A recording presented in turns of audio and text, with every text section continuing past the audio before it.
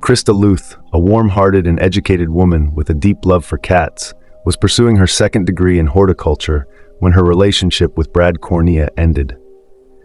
Following their breakup, Krista began living alone in her sublet apartment, facing a financial strain now that Brad was no longer splitting expenses. To make ends meet, she planned to sell her truck and take on a part-time waitress job. During this time, Krista confided in her father that Brad had been incessantly calling her, continuing for up to 2 weeks after the breakup. On the evening of November 11, 2008, Krista chatted briefly with a neighbor as she left for a 6:30 p.m. class at a nearby greenhouse. Her friend noted that Krista seemed upbeat. However, she never arrived at class and was never seen again. Concerned friends tried to contact her, but with no response, they broke into her apartment.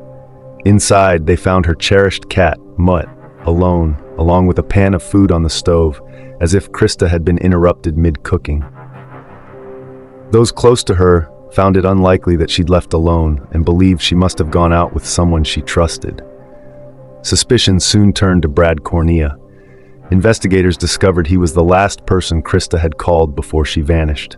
Evidence placed him near her apartment, and a deputy testified that he'd stopped to help Brad that evening when his truck had broken down on the highway, only 8 miles from Krista's home. Brad declined the deputy's help, saying he had a tow truck on the way. Months later, investigators uncovered Krista's driver's license, debit card, and broken cell phone at the same location where Brad had been seen, and he became the prime suspect. When questioned, Brad's statements about his whereabouts were inconsistent and untruthful. In September 2009, Krista's disappearance was officially ruled a homicide, and by 2014, Brad was publicly named the primary suspect. However, her missing body meant there was insufficient evidence for an arrest. Further investigation revealed that Brad had charged over $500 on Krista's phone for pornographic content. Detectives grew increasingly convinced of his guilt, speculating that Krista might have accepted a ride with him on her way to class. He may have attempted to reconcile, and when she rebuffed him, something snapped. This theory was supported by Brad's numerous calls to her in the weeks leading up to her disappearance. The case eventually went cold. Then, in 2017, Brad was convicted on unrelated charges of sex trafficking and computer crime, receiving a sentence of 16 to 40 years. In 2021, with Krista's body still unfound and Brad well into his sentence, a warrant was issued for his arrest in connection to Krista's disappearance and presumed death. After years of waiting, authorities finally decided to act on the evidence they had, convinced it pointed squarely to Brad as her killer. With Brad Cornea officially named as the suspect in Krista's disappearance, authorities pressed forward, hoping to uncover new evidence that could lead to a conviction. The lack of a body had always been a challenge, but investigators were determined to solve the case, piecing together every bit of circumstantial evidence they could find. As years passed, friends and family members held vigils and kept Krista's memory alive, seeking answers and pushing for justice. Detectives revisited the case files, examining Brad's history and connections, hoping to uncover any overlooked details that might reveal where Krista's body was hidden. The case had not only shaken Krista's loved ones, but also captivated the local community, who remained haunted by her mysterious disappearance. In 2021, with Brad still serving his prison sentence on unrelated charges, authorities leveraged his incarceration as an opportunity to attempt a confession. They conducted several interviews, but Brad maintained his innocence, denying any involvement in Krista's disappearance.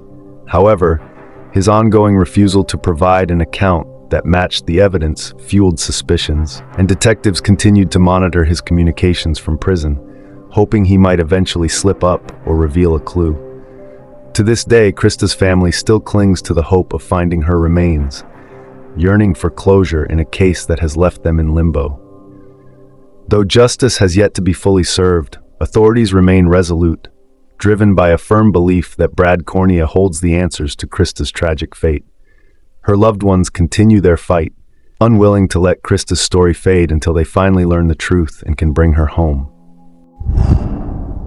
Barbara Tucker, the youngest of 7 siblings, was lovingly known as the baby of her family, despite towering over them at 6 feet tall. She was full of life and energy, described by friends and family as bubbly, fun-loving, and outgoing. A dedicated student and a sophomore studying business at Mount Hood Community College, Barbara was also an athlete, enjoying basketball in her spare time at Cleveland High School. Ambitious and hardworking, she excelled at a national business competition, held a summer job at Sears, and even sold handmade crafts at home. On June 15, 1980, 19-year-old Barbara called her mother, saying she'd stop by a friend's for ice cream if her evening class ended early. She set off from her apartment on Northeast 23rd Street, but tragedy soon followed. Witnesses reported seeing a struggle. One woman saw Barbara with a man in the woods near campus, while others remembered her frantically trying to flag down passing cars. Witnesses also saw a man emerge from the bushes looking wide-eyed and unsettled, and another saw him pull Barbara off the road. He was described as a young, muscular man in his 20s, around 6 feet tall, with a confident, strutting walk. Dressed in a light beige ski cap, a navy blue parka, and blue or gray pants, his appearance was so unusual that some thought the encounter was a prank. The next morning, Barbara's body was discovered in shrubs near the campus parking lot. Her family, anxiously awaiting her return, instead received the heart-wrenching news from Gresham police. Her mother, Louise Tucker, was devastated, but remained determined to see justice for her daughter, staying in constant contact with the police and district attorney's office. Her father, Albert, on the other hand, was too grief-stricken to even speak of her, leaving the room whenever her name came up. Tragically, Albert passed away in 1989, still awaiting answers, and in 1995, Louise passed as well. She left behind handwritten notes expressing her relentless hope for justice, saying, "If it takes 10 years, I don't care. I just can't let it rest." In the years following, Barbara's siblings took up the search for answers. Then in June 2021, after over 40 years, advancements in DNA technology led to a breakthrough. A man named Robert Plimpton from Troutdale was arrested for Barbara's alleged rape and murder, following a DNA match with evidence from the original crime scene. Detective Aaron Turnans, who had promised Barbara's sister he wouldn't rest until the case was solved, finally delivered on his word. Plimpton, who had a criminal record and was a 16-year-old student at the time of the murder, pleaded not guilty in his arraignment and is currently awaiting trial. As Robert Plimpton's case moved through the court system, it reignited memories and emotions for Barbara Tucker's family, who had waited decades for justice. Although her parents did not live to see this moment, her siblings continued their parents' pursuit, carrying forward the strength and determination instilled by their mother, Louise. The family, along with the Gresham community, finally felt a renewed hope that Barbara's story might find closure. For Detective Aaron Turnans, the arrest was a milestone, honoring a promise he had made to Barbara's sister years earlier. As he sifted through evidence from the 1980 crime scene, he was reminded of how technology had advanced and how years ago, DNA testing had been a distant hope. Now, it had become the key to cracking the case. Physical evidence long stored in the police department's archives was meticulously re-examined, and the DNA results pointed unmistakably to Plimpton. Plimpton, now in his 50s, had a past that included a history of violent incidents, but prior investigations in 1997 had failed to bring any convictions due to lack of evidence. Despite this history, he maintained his innocence, pleading not guilty at his arraignment. The district attorney's office revealed that, although he was only 16 at the time of the crime, Plimpton would be tried as an adult, given the nature of the charges and the severity of the crime. As the trial date approached, Barbara's family and friends braced themselves for the emotional journey that lay ahead. The years of waiting had been filled with grief and frustration, but now they held on to the hope that Barbara's story would finally have a resolution. The trial would be an opportunity for her voice to be heard once more, bringing justice not only for her but for her late parents, who had never given up on finding the truth. The case had become a symbol of persistence, both for her family and for the police force that had refused to let her memory fade. With the court proceedings underway, the Tucker family, the detectives, and the community that had once been shocked by Barbara's tragic death now had a chance to see justice pursued to its fullest extent. For all who loved Barbara, this was the moment they had long awaited, a chance at last for closure and to honor her memory with the justice she so deserved. Cara Enid Vaughn, a 40-year-old woman from Natchitoches Parish, was battling diabetes and carrying burdens she felt she couldn't share with anyone. Despite having family and friends around, Cara often felt profoundly alone. One day, she confided in her older sister, Lynn Vaughn, a CNN headline news anchor at the time, and threatened to drive her car into the Cane River. In 1993, not long after this conversation, Cara left her home with only a small amount of cash and her car keys, got into her Honda Civic, and vanished. When Cara failed to return home, Lynn grew anxious. She reported her sister and the car missing, sparking an investigation by the sheriff's office. Authorities explored every possible lead, especially considering the presence of serial killers operating near the Shreveport corridor. Lynn feared her sister might have become a victim, but no evidence or leads suggested foul play. When Lynn told police about Cara's threat involving the Cane River, investigators scoured the area, but they found no trace of her or her car, and the case gradually went cold. 19 years later, in 2012, Cara's mother passed away, never knowing what had happened to her daughter. The Vaughn family seemed destined to live with unanswered questions, though Lynn continued to pray for closure. She later shared how she begged not to die without finding out what had happened to her sister. Then, 28 years after Cara disappeared, a breakthrough came in March 2021. A fisherman spotted a vehicle submerged in the Cane River. On March 12th, the sheriff's office dive team searched the river, and by March 15th they, along with the Calcasieu Parish Marine Unit, located and retrieved a Honda Civic, the very car reported missing all those years ago. Inside the vehicle, divers discovered human remains. These remains were sent for scientific testing, and the results confirmed the remains belonged to Cara Vaughn. For the Vaughn family, it was a bittersweet revelation. While Lynn was heartbroken by the confirmation, she felt a measure of peace, knowing her sister had finally been found. She took comfort in the belief that Cara had at last been reunited with their mother, closing the chapter on a painful mystery that had spanned nearly 3 decades. Following the discovery of Cara Vaughn's remains, the Natchitoches Parish community and her family shared in both grief and relief. The sheriff's office, which had long kept the case open despite its cold status, took steps to document the final findings, adding closure to an investigation that had spanned nearly 3 decades. For Lynn Vaughn, who had carried the weight of her sister's disappearance for so many years, the moment was both healing and profoundly emotional. She expressed deep gratitude to the fisherman whose chance sighting had finally revealed what happened, and to the dedicated officers who had searched tirelessly all those years ago. Though she would forever miss her sister, Lynn was now able to hold on to the knowledge that her sister was, in some way, at peace. The case served as a reminder of how advancements in technology and luck, even years later, could finally provide long-awaited answers for families like the Vaughns. In memory of her sister, Lynn began working with local advocacy groups, hoping to raise awareness about missing persons and to encourage support for families enduring similar experiences. Angela Angie Mack Cox, born in Escondido, California, spent her early years there before moving with her family to rural Fulton County in Salem, Arkansas. Surrounded by farming land in the foothills of the Ozarks, Angie adjusted to her new surroundings and formed close friendships. Petite at 5'3" and 100 pounds, Angie was known for her blonde hair, blue eyes, and outgoing, lively personality.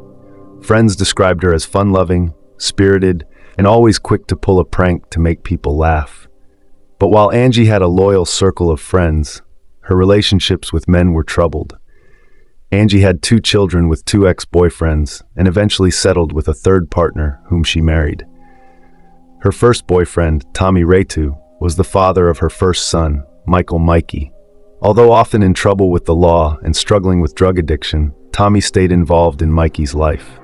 Her second partner, Jeremy Neither Brock, fathered her younger son, Matthew.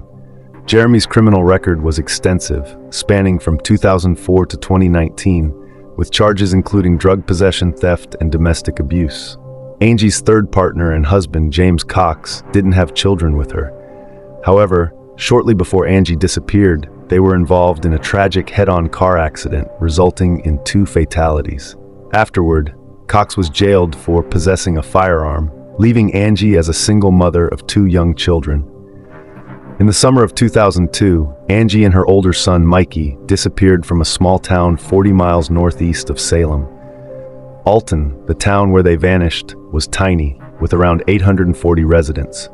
When Angie and Mikey didn't return, Tommy Retu, Mikey's father, reported his son missing to Fulton County authorities. Sheriff Albert Al Rourke took Tommy's report, filing a missing person report for 4-year-old Mikey, who was described as a 3-foot-tall boy with light brown hair and brown eyes. However, despite her well-known presence in Salem, Angie's disappearance went unreported to law enforcement for almost 2 years. It was only in May 2004 that Angie's mother, Lorna Poole, officially reported her missing. Nearly 2 years after Tommy's initial report, the sheriff's office finally filed a missing person report for Angie. When the case was entered into the National Missing and Unidentified Persons System, NamUs, a photo intended to identify Angie was mistakenly substituted with an image of a woman loosely connected to Tommy Retu, named Holly Markham Brackett. The sheriff later clarified that he was not responsible for submitting the wrong photo, and the misidentification became another frustrating setback in the search for Angie. The missteps in Angie Mack Cox's case compounded the difficulty of finding any leads. Nearly 2 years had passed since her disappearance by the time authorities officially filed her as missing, and the delayed reporting and photo mix-up only served to obscure the search for answers. For Angie's family, the pain of uncertainty grew each year, compounded by the lack of communication between local agencies and the gaps in the investigation process. Her mother, Lorna Poole, remained persistent, keeping Angie's memory alive and pushing for answers in any way she could. But despite her efforts, authorities found themselves with little evidence to follow. Leads that could have been vital in the first days after her disappearance were lost to time, and without physical evidence, the investigation remained cold. Through the years, Angie's family and friends have continued to hope for a breakthrough. Local advocates and missing persons networks began raising awareness about her case, hoping that someone might come forward with information.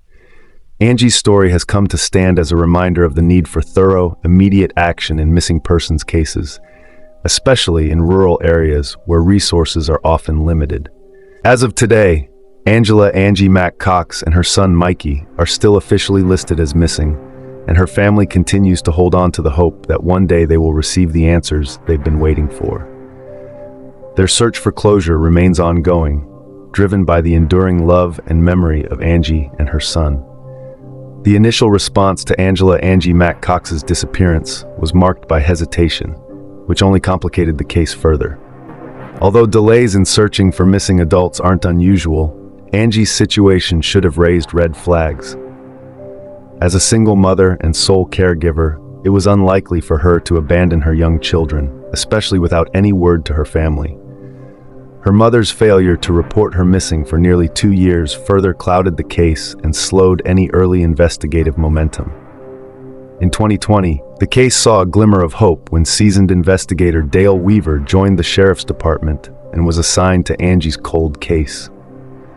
Weaver, well acquainted with Fulton County, set out to uncover new leads.